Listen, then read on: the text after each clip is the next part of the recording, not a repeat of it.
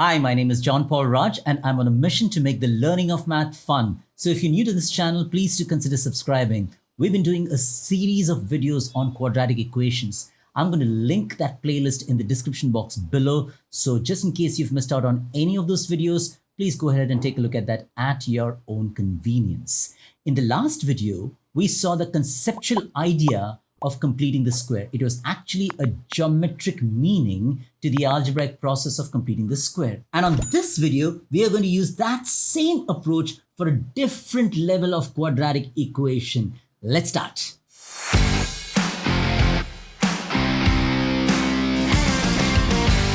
The reason this particular question is a level 4 question is because in this quadratic equation, the middle term is odd. It's negative 5 times x, as opposed to what we saw in the previous video.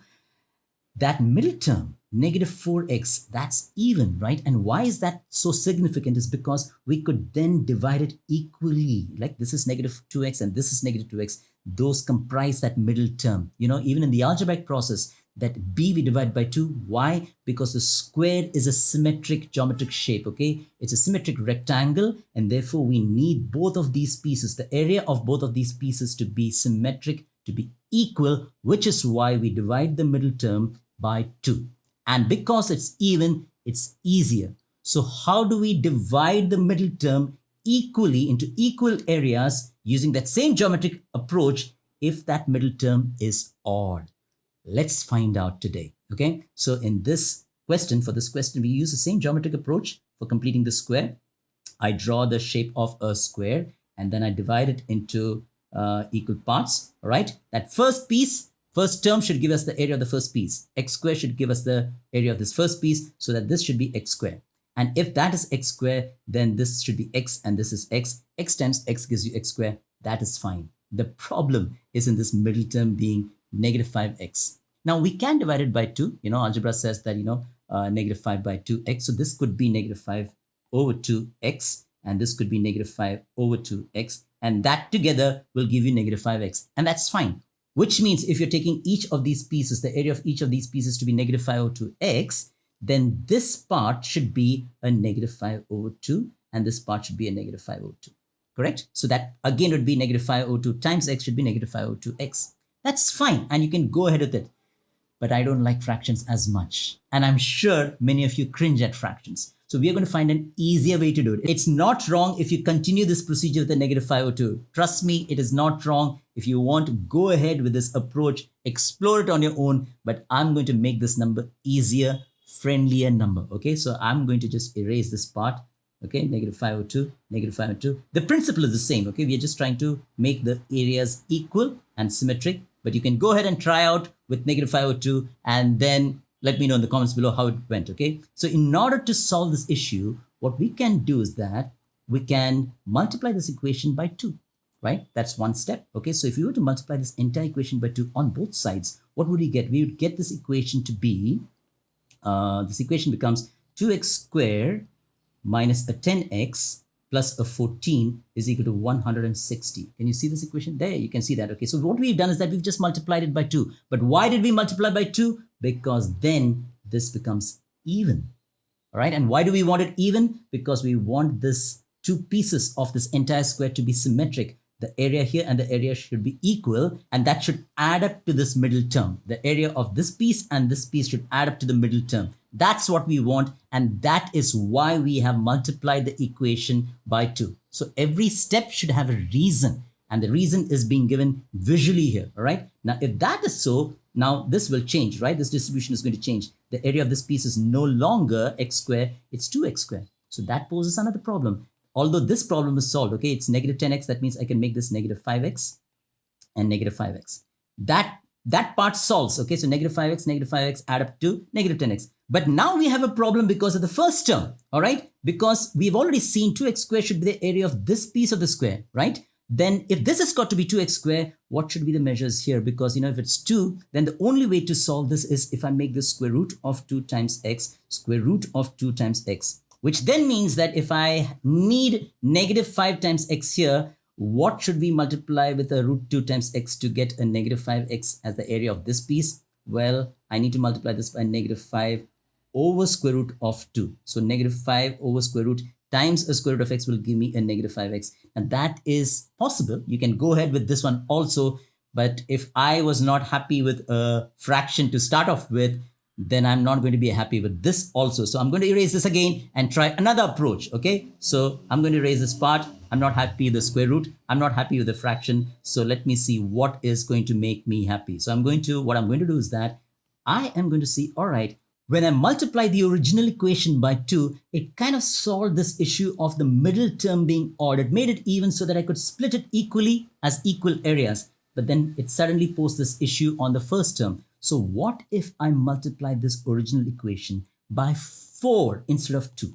Instead of 2, if I multiply this original equation by 4, let's find out, okay? So what will I get? Multiplying by 4, this becomes 4x squared minus 20x plus a 28 is equal to 320. Now, yes, it's becoming bigger numbers, but then hold on, it will still support a method of completing the square, the geometrical approach. Now let's see what's happening.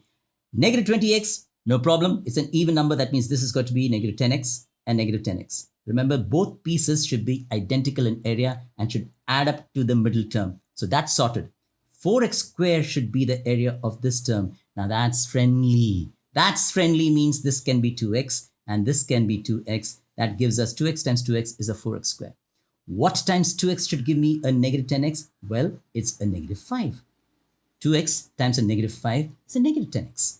What times 2x should give me a negative 10x? That's symmetric, right? So this again should be a negative 5. The sides of a square are equal. That means I have got a square now, which takes care of my first term as 4x squared, which takes care of my second term, negative 10x and negative 10x being identical in area, same area, equal area, and giving me the middle term. The third term, what should be the third term to complete this puzzle called a square? That's the idea of completing the square. Okay, what should be that third term? Well, according to this geometry, negative 5 times negative 5 is 25.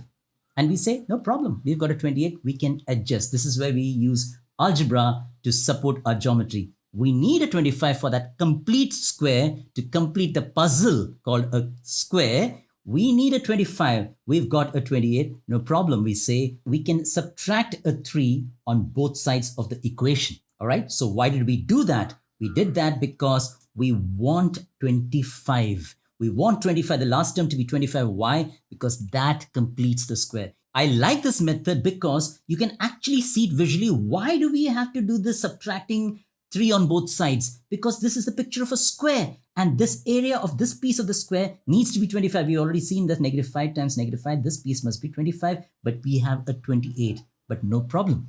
We can adjust that 28 by subtracting negative 3 on both sides of the equation and thereby complete that square. Visually, that is a square. Algebraically, if you were just doing negative 3 on both sides, you would not even understand what's going on, why we are doing that. Just like algebraically, if you are just dividing the middle term by 2, you know that b by 2, that method that we've already discussed in the algebraic method of completing the square, we don't see what's going on. But when we see the visual approach, the geometric approach, we're able to see, oh yeah, because that middle term actually should be the sum of these two symmetric pieces. The area of this piece and the area of this piece must add up to the middle piece, and therefore that should be an even number, and therefore we divide it equally by 2. And so now that that is clear, we can say, all right, let's simplify this equation. We've already, adjusted by subtracting negative 3 on both sides. We will get this as 4x squared minus 20x plus a 25 is equal to 320 minus 3 will give us 317. Okay. Now the term on the left hand side is the area of all these pieces put together. When you add up all these areas put together, you get that term on the left hand side. And what is that? That's actually the area of this square whose side is 2x minus 5. All right. So we can write it as 2x minus 5 square, because the area of a square is side square. So when you have the area of a square as 4x squared minus 20x plus 25, which is the area of each of those 4 pieces put together, that is the area of a square whose side is 2x minus 5. And then you can write it as 317. So this then reduces to a level 2 kind of a question. And so we can write 2x minus 5 as plus or minus the square root of 317. And so 2x would then be equal to 5 plus or minus square root of 317, and x is 5 plus minus square root of 317 over a 2. This is beautiful. This is fantastic. This gives us the two values of x that will support this quadratic equation. Isn't it beautiful? What was the issue in this question? The issue that we had for the geometric approach was that the middle term was odd.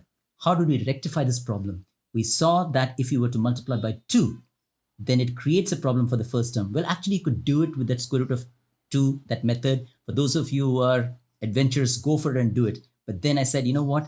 You could still have something else. And when we multiplied by 4, it kind of solved all that issue.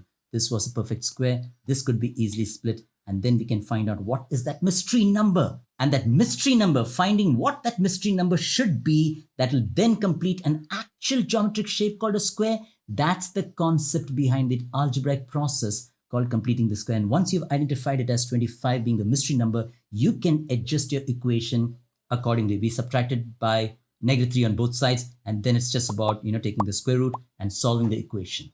In the next video, we're going to push this technique, the geometric approach to completing the square, one step further for a level 5 question where a, the coefficient of x squared, is not equal to 1. See you in that video.